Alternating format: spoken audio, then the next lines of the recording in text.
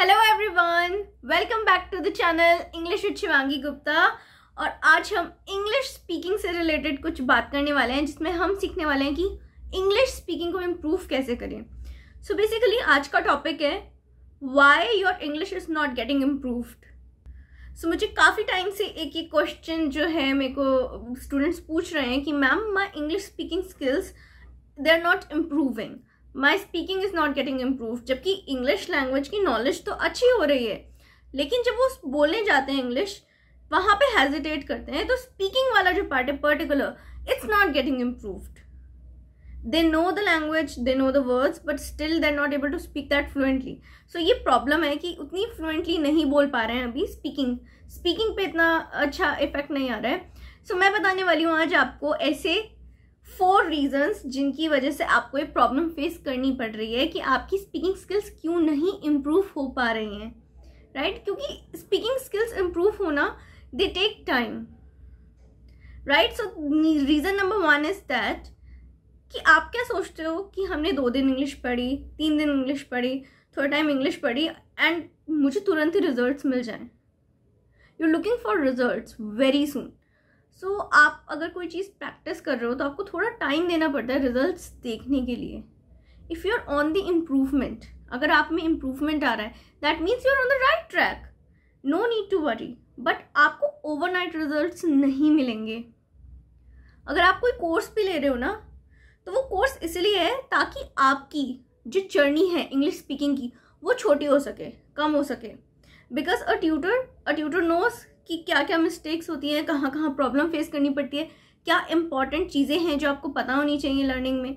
So a tutor always helps you आपको उस journey को जल्दी कंप्लीट करने में, मतलब आपकी इंग्लिश ज़्यादा जल्दी इम्प्रूव हो, इसमें आपकी हेल्प करता है, एक्सेलरेट करता है, आपको पर्सनल फीडबैक देता है, राइट? बट प्रैक्टिस आपको फिर भी करनी पड़ती है उसके बाद भी। सो थोड़ा प्रैक्टिस के बाद ही वो इम्प्रूव होगी। So don't look for an overnight result कि मैंने एक क्लास ले ली, एक क्लास के बाद ही मेरी इंग्लिश अच्छी हो जाएगी, ऐसा नहीं होगा। So it takes around 3 to 4 months, at least from my side, what I have experienced. But 3 to 4 months में अगर आप सीरियसली उसको दिल से, लगन से प्रैक्टिस कर रहे हो और आप सही में सीरियस हो के उसको सीख रहे हो, जो भी आपको सिखाया जा रहा है या जहाँ से भी आप सीख रहे हो, तो आई थिंक आप इम्प्रूव कर जाओगे। अराउंड 5 to 6 months में आपको बहुत अच्छा इम्प्रूवमेंट देखने के लिए मिलेगा। सो नंबर 1 इज़ कि आप बहुत जल्दी रिजल्ट्स सर्च कर रहे हो, right? So it's okay, practice, it will take time, don't worry. Improvement record कीजिए, रिजल्ट्स मत अभी देखिए कि कितना इम्प्रूवमेंट आ रहा है, उसको रिकॉर्ड करने की कोशिश कीजिए कि अच्छा इतना इम्प्रूवमेंट आया है। अगर इम्प्रूवमेंट आ रहा है देन दैट्स फाइन, फिर वो बिल्कुल ठीक है। Now the second reason is that कि आप ग्रामर पे बहुत ज़्यादा फोकस कर रहे हो। तो मोस्टली लोग क्या करते हैं कि वो ग्रामर पे इतना ज़्यादा फोकस करते हैं कि मेरी स्ट्रक्चरल लैंग्वेज पहले ठीक हो जाए, स्ट्रक्चर ठीक हो जाए लैंग्वेज का, कि स्पीकिंग स्किल्स कहीं ना कहीं कॉम्प्रोमाइज्ड हो जाती हैं। सो ग्रामर पे इतना ज़्यादा फोकस्ड हो जाता है कि उन्हें राइट वे में अप्लाई कैसे करना है वो हमने सीखा ही नहीं, या फिर वो मिस आउट हो गया। So don't focus too much on the grammar. अगर आपको बेसिक ग्रामर आती है, सो द की इज़ कि आप उसे प्रैक्टिस कीजिए। डेली लाइफ में जो भी आपने सीखा है उसे अप्लाई कीजिए, उसको प्रैक्टिस कीजिए। सो अगर आप प्रैक्टिस नहीं करेंगे तो कुछ नहीं होगा। Again practice is the key. और ग्रामर को लेके नहीं बैठना है कि मुझे एक एक रूल पता होना चाहिए, एक एक चीज़ आनी चाहिए। बिकॉज क्योंकि जैसे जैसे आप सीखते जाएंगे ना, आपकी ग्रामर भी इम्प्रूव होती चली जाएगी। सो द की इज़ कि आपको ग्रामर को स्पीकिंग प्रैक्टिस के साथ में लेके चलना है। सिर्फ और सिर्फ ग्रामर पे फोकस नहीं करना है कि मेरी पहले ग्रामर बहुत अच्छी हो जाए, then I learn spoken English, या I do some kind of speaking skills course, या मैं स्पीकिंग स्किल्स तब इम्प्रूव करना स्टार्ट करूँगी जब मेरा ग्रामर बहुत अच्छा हो जाएगा। सो मोस्टली लोग ये मिस्टेक करते हैं कि वो पहले सोचते हैं कि ग्रामर बहुत अच्छा कर लेते हैं, ग्रामर एकदम स्ट्रॉन्ग कर लेते हैं, फिर बोलना इंग्लिश में कैसे है, कैसे उनको अप्लाई करना है, वो हम बाद में सीख लेंगे, वो तो बाद में भी हो जाएगा। तो यहीं पे सबसे पहली मिस्टेक है कि आप ग्रामर पे बहुत ज़्यादा फोकस मत कीजिए कि ग्रामर बस पढ़ रहे हैं एंड आप स्पीकिंग या स्पोकन इंग्लिश पे बिल्कुल ध्यान नहीं दे रहे। सो स्पोकन इंग्लिश पे भी इक्वली ध्यान देना है। जितना ध्यान आप ग्रामर पे दे रहे हो उतना ही ध्यान आपको स्पोकन इंग्लिश पे भी देना है। और बेसिक ग्रामर आती है तो then that's okay, don't be scared. बोलना शुरू कीजिए जहाँ पे भी आपको मौका मिल रहा है, जहाँ पे भी आपको चांस मिल रहा है कि here I have got a chance to speak in English, वहाँ पे बोलना स्टार्ट कीजिए. दैट्स द की.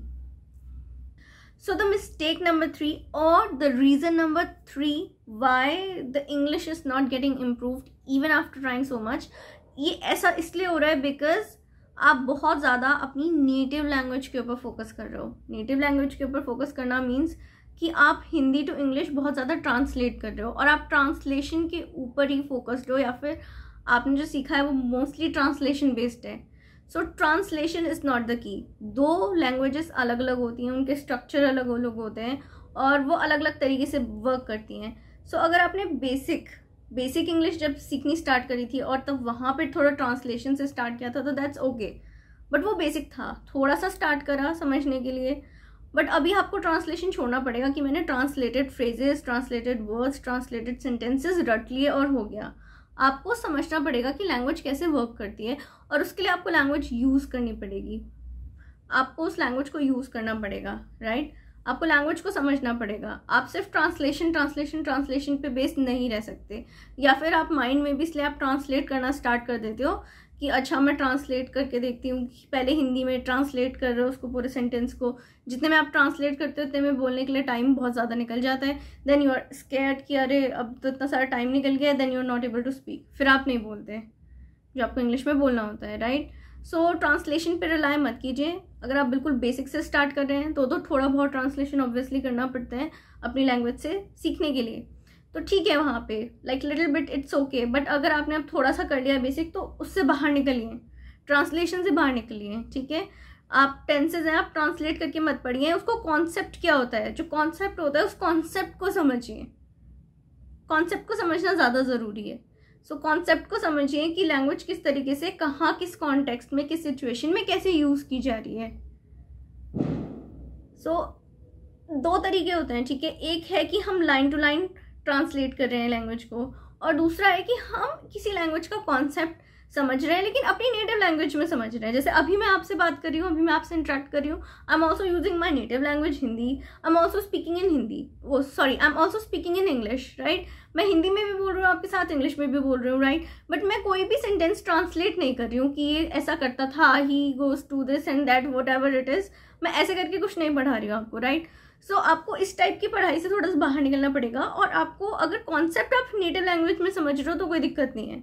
फॉर एग्जाम्पल ये पास्ट टेंस है, पहले कोई काम हुआ था, अब वो काम नहीं हो रहा है. अगर इस तरीके से आप हिंदी में समझ रहे हो इट्स कम्प्लीटली फाइन. मैं कॉन्सेप्ट को हिंदी में समझने की बात नहीं कर रही हूँ, मैं ट्रांसलेशन की बात कर रही हूँ. आई होप अब आप इस एग्जाम्पल से समझ पाए होंगे कि हिंदी किस तरीके से हमको नहीं ज़्यादा यूज़ करनी है अब आगे जैसे हम एडवांस लेवल पे जा रहे हैं स्पीकिंग के.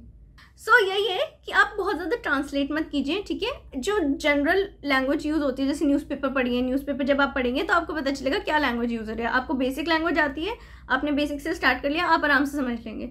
और जो लोग एडवांस इंग्लिश इस वक्त एडवांस लर्नर हैं उनके लिए भी न्यूज़पेपर रीड करना बहुत अच्छा टास्क है. वाई? बिकॉज आपको वहाँ पे ग्रामर की ज़्यादा अच्छे से अंडरस्टैंडिंग हो जाएगी, आपकी वोकैबुलरी रिच होगी, आपने जो सीखा है आप उसको अप्लाई कर सकते हो. आपको अच्छा पता चलेगा कि okay this is what I learn in my class और this is what I learn in my last class. तो वहाँ पे आपको जो एडवांस कॉन्सेप्ट्स हैं वो भी देखने के लिए मिलेंगे. So it will be helpful for you. Okay, so reason number 4 is कि आप बोलने से डरते हो, आप गलती करने से डरते हो. आपको लगता है कि अगर मैंने इंग्लिश बोली और कुछ गलती हुई या कोई मिस्टेक हुई तो then it will be embarrassing. So आपको उस सिचुएशन से बाहर निकलना पड़ेगा. जब तक आप बोलोगे नहीं, प्रैक्टिस नहीं करोगे, तब तक कुछ नहीं होगा, आप इम्प्रूव नहीं कर पाओगे. सो आपको ये करना है, आपको इम्प्रूव करने के लिए बोलना है. So don't be scared of making mistakes करने से नहीं डरना चाहिए, because mistakes they are the part of learning. आप कुछ मिस्टेक करेंगे तभी आपको आगे सीखने के लिए मिलेगा. सो इट्स ओके अगर आप स्टार्टिंग में मिस्टेक कर रहे हैं, क्या फ़र्क पड़ता है. It's not our native language, ये हमारी नेटिव लैंग्वेज नहीं है. एक ऐसी लैंग्वेज है जो हम लर्न कर रहे हैं. मैं हमेशा ये बात बोलती हूँ कि English is not our native language, right.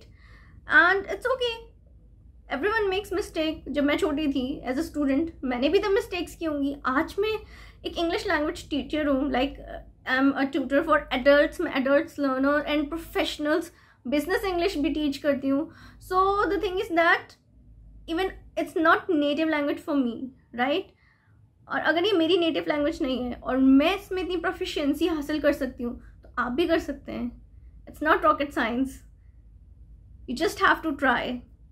That's the key, right?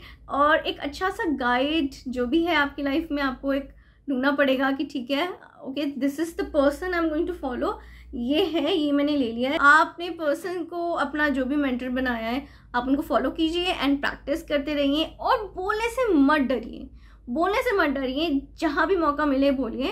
And mistake करना, it's not embarrassing, again it's not embarrassing. और आप हमेशा मिस्टेक नहीं करोगे, स्टार्टिंग में थोड़ी बहुत मिस्टेक होती है, जैसे जैसे आप सीखते जाओगे आप इम्प्रूव करते जाओगे। और थोड़ी बहुत मिस्टेक्स अगर हो भी जाती है ना, तो ऐसे कोई फर्क नहीं पड़ता बोलते हुए, believe me. So it's okay, you just keep on learning, positive attitude रख के लर्न कीजिए और कॉन्फिडेंट फील कीजिए जब आप इंग्लिश बोल रहे हैं, राइट? और बोलना स्टार्ट कीजिए, चाहे कोई भी सिचुएशन हो। ये माइंडसेट बना लीजिए कि मुझे इंग्लिश में बोलना ही है, मैं ट्राई करूंगी या मैं ट्राई करूंगा। स्मॉलर वर्ड्स लीजिए, उनको रिप्लेस कीजिए, राइट? जैसे पंखा है, पंखा मत बोलिए, फैन बोलिए, आप कर्टन्स बोलिए, डोर बोलिए। सो छोटे छोटे वर्ड्स हैं वोकैबुलरी के, उन्हें चेंज करना स्टार्ट कीजिए। You find it quite easier to speak in English. So आज की हमारी ये थी सारे रीजंस, और साथ में मैंने आपको दी टिप्स जो कि आप यूज़ कर सकते हैं। उन टिप्स के थ्रू ये जो प्रॉब्लम्स आप फेस करते हैं, इसे ओवरकम कर सकते हैं और अपनी इंग्लिश स्पीकिंग स्किल्स को बना सकते हैं बेहतरीन, awesome, fabulous. So I hope कि वीडियो आपको अच्छी लगी होगी और आपको ये बहुत हेल्पफुल भी लगी होगी। Please like the video, share as much as possible. I am your English language tutor Shivangi Gupta. अब मैं आपसे मिलूंगी नेक्स्ट लेसन में with a new topic. Till then, take care and bye.